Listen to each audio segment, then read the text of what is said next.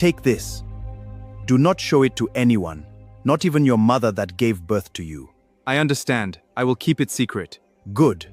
Guard it well. She said, "Where is my son? Where is my son?" The sun had already begun to sink behind the thick trees of Oji village, casting long, dark shadows across the dusty paths. It was the time of evening when children were hastily called inside and doors were firmly shut, because everyone knew the stories of the things that wandered when the light faded. But there was one compound that never seemed to care about the approaching darkness. It stood alone, far from the market square, sitting dangerously close to the edge of the forbidden forest.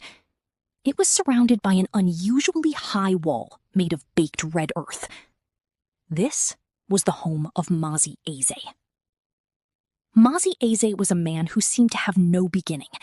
The oldest men in the village swore he looked exactly the same when they were just little boys running naked in the rain.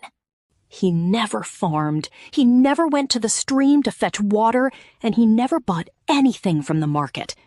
Yet smoke always rose from his kitchen every evening, and the smell of rich, spicy meat often drifted over his walls, making the stomachs of passers-by rumble with hunger. People whispered that his wealth did not come from the soil. They whispered that he had made a pact with the dark spirits of the woods, trading things that should never be traded for a life of endless comfort and unnerving youth. No one dared to go near his gate.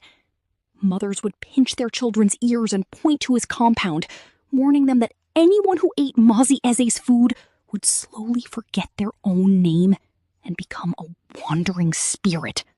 The entire village kept a safe distance, treating the man like a walking shadow. But greed is a powerful drum, and when it beats loud enough, it makes men deaf to the warnings of their elders.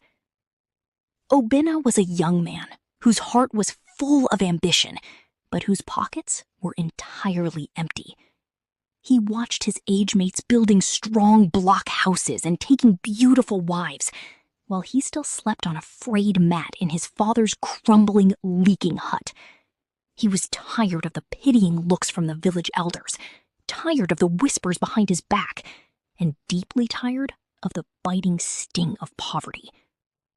One humid afternoon, while the rest of the village was resting away from the punishing sun, Obinna found himself standing outside Mazi Eze's high red walls. The heavy wooden gate was slightly open, just enough for a person to slip through. Obinna hesitated. His heart was knocking violently against his ribs, sounding like a festival drum in his ears. The frantic warnings of his mother echoed loudly in his head, begging him to turn back. But the blinding desire for sudden wealth pushed him forward. He pushed the heavy gate and stepped inside. The air inside the compound was immediately different. It was chillingly cold, as if the sun was completely forbidden from shining within these walls. The compound was swept perfectly clean. Not a single dead leaf, not a single footprint lay on the ground. Mazi Eze was sitting under the deep shade of a massive, ancient udara tree, slowly carving a piece of pale wood. He did not look surprised to see the young man. In fact, a slow, knowing smile stretched across his wrinkled face, a smile that did not reach his cold eyes. He placed his carving knife down and looked up. "Welcome, my son," he said. His voice was smooth, unnervingly calm, like palm oil pouring from a clay pot. Obinna swallowed hard, his throat completely dry. He stammered, fighting his fear, trying to find the words. He finally managed to declare that he was tired of suffering, tired of being a laughingstock, and wanted to know the secret to a life without sweat.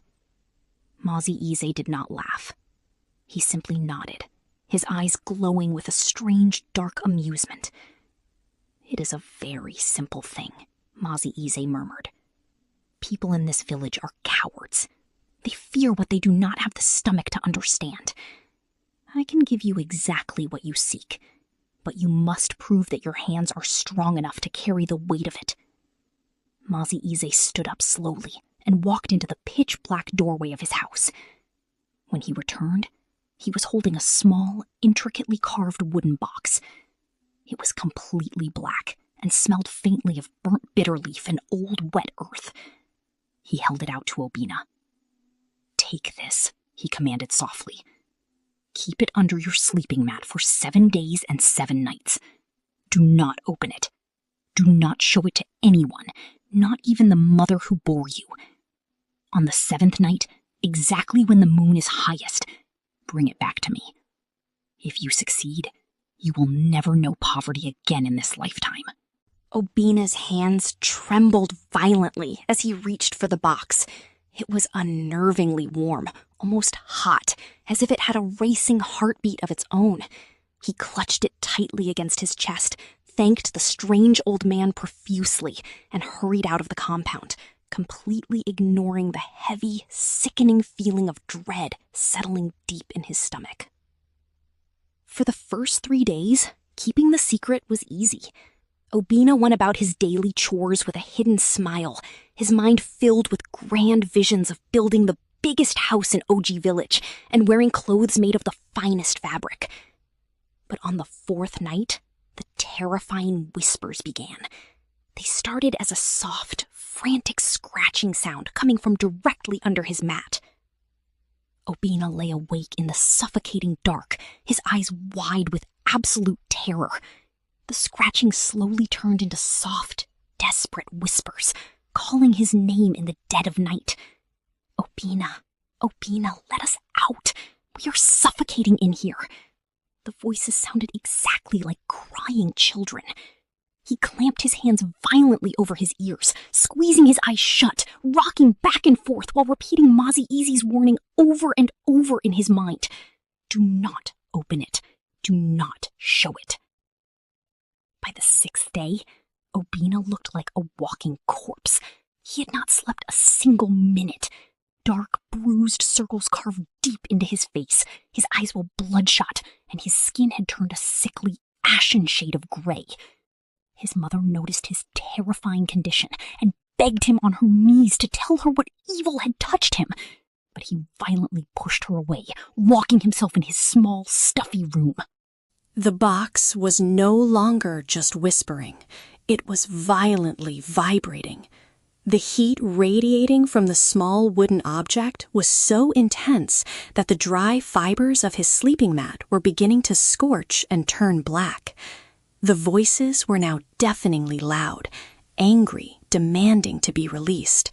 They promised him unimaginable riches, mountains of gold and cowries, if he just lifted the lid, and they threatened unspeakable bloody horrors if he kept them trapped in the dark. The 7th night finally arrived. The moon was completely hidden behind thick, suffocating dark clouds, leaving the village in absolute darkness. The night was dead silent. Not even the crickets dared to make a sound. Obinna, shaking uncontrollably, wrapped the scorching hot box in a thick, wet cloth and crept out of his father's compound. His legs felt like heavy lead, his mind completely fractured by days of relentless psychological torment. Every shadow seemed to stretch toward him like grabbing hands. Every rustle of the wind sounded like a wicked laugh. When he finally reached the high red walls at the edge of the forest, the heavy gate swung open completely on its own before he even touched the wood. Mazi Eze was sitting exactly where he had been 7 days ago, under the pitch-black canopy of the udara tree, waiting patiently in the dark. He held out his empty hands, and Obinna, gasping for air, dropped the cloth-wrapped box into them, falling to his knees in exhaustion. "You have done exceptionally well," Mazi Eze whispered, his smile now revealing teeth that looked far too sharp for any human being. "You have a very strong heart." Mazi Eze slowly unlatched and opened the lid of the box. There was no gold inside. There were no cowries, no precious stones, no wealth to be seen. Instead, a thick, foul-smelling black smoke poured out violently, instantly wrapping itself like a snake around Obinna's legs. Obinna tried to scream for help, but the dense smoke shot up his body, forcing itself violently down his throat and into his lungs. It burned like pure fire, tearing through his chest, stealing the breath from his body. He collapsed to the dusty ground, his body convulsing as the life was aggressively pulled out of him. Through his tear-filled, fading eyes, he saw Mazi Eze standing over him, but the man was no longer looking old. The deep wrinkles on the man's face were rapidly smoothing out, his gray hair turning a thick, vibrant pitch black, his stooped back snapping straight. The secret to a life without sweat, Mazi Eze said softly, looking down at the dying boy, as Obinna's vision faded into total, permanent darkness, is finding someone greedy enough to carry your death for you. The next morning, the village woke up to find Obinna completely gone. His father desperately searched the surrounding bushes. His mother wept loudly in the center of the marketplace, rolling in the dust, but there was absolutely no trace of him. Life in Oji village eventually continued, as it always does. The wooden doors were still firmly shut the moment the sun went down, and at the far end of the village, hidden behind the high, baked red walls, a much younger, stronger Mazi Eze sat under the cool shade of an odara tree. He slowly carved a piece of pale wood, waiting patiently for the next ambitious young man to walk through his open gate. The drum of greed never stops beating, and there will always be someone ready to dance to its deadly rhythm. Moral lesson: never treat a diamond like a stone and expect it to stay in the dirt. By the time you finally realize a person's worth, they've already realized their own, and they won't look back.